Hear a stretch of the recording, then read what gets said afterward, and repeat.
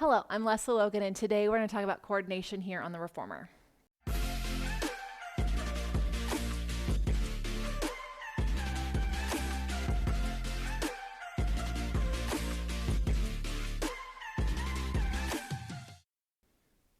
So coordination is a really fun exercise. There's some fun variations, and I'll chat with you about them in this tutorial. But first, I just want to say, if you're coming to this video because you have the onlinepliesclasses.com deck of flashcards on the Reformer, thank you so much. I'm so glad you got those. They're beautiful, they're fun, they're informative, they're a Pilates studio in the palm of your hand.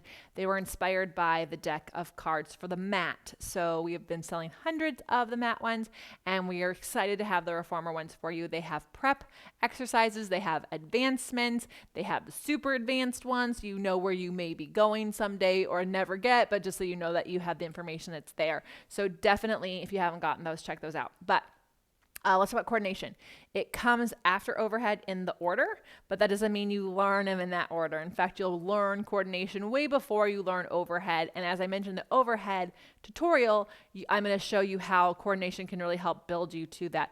Everything we're doing in the beginning is to really actually help warm our back up. So even though it seems like it's a lot of flexion, there's a ton of things happening for your back line body. In fact, what's holding your legs up is your thighs, right? Your arms are connected to your back, and the straps and springs are helping give you that feedback. Why? Because where we're going in our practice, we need so much connection to our back body. So you are going to do this on 2 springs. I'm going to show you the transition from overhead into coordination. Just know that if you're not doing the overhead, you can just bend everything in. So here we go. If we are coming from overhead, we would finish the one we are on. So I'm just do one so you can see me finish.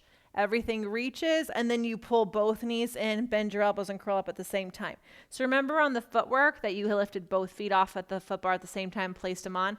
It's basically like that. So then you're here, okay? You press everything out, open the legs, close the legs, you bend just the knees, and then you bend the elbows. Something I want you to note that's super important: when the arms press out, the elbows don't get to pop off. So the elbows have to stay down into the carriage and into your sides, okay? That's gonna help you build this back strength up. If you're struggling with overhead, it's because you need this back strength right here. If every time you straighten your arms, you lock your elbows, you lift them up, you're losing all of that back strength. You're just holding yourself up from your pecs, okay? So press everything out together. The legs open, they close, they bend in, and then you can do other variations like just open one leg. You can also crisscross the legs. You can walk the legs up, walk the legs down. You can do beats. Doesn't matter to me, just matters that you reach your legs from your thighs and your center, and your elbows are reaching from your back, and you're actually trying really hard, y'all, to do chest expansion in the arms. It's almost like even though I'm curled up, it's almost like my upper arm bones could have been left behind. I promise the more you think about it being a chest expansion in the arms, the more possible it's going to be for you to do overhead corkscrew, rowing, which is coming next, okay? So it's really, really fun exercise to do. If as your legs go out, your chest comes up, and then as your legs come in, your chest goes down, that's a sign that you are not actually working your two-way stretch, going in 2 different directions. You want to have the longest flexion possible.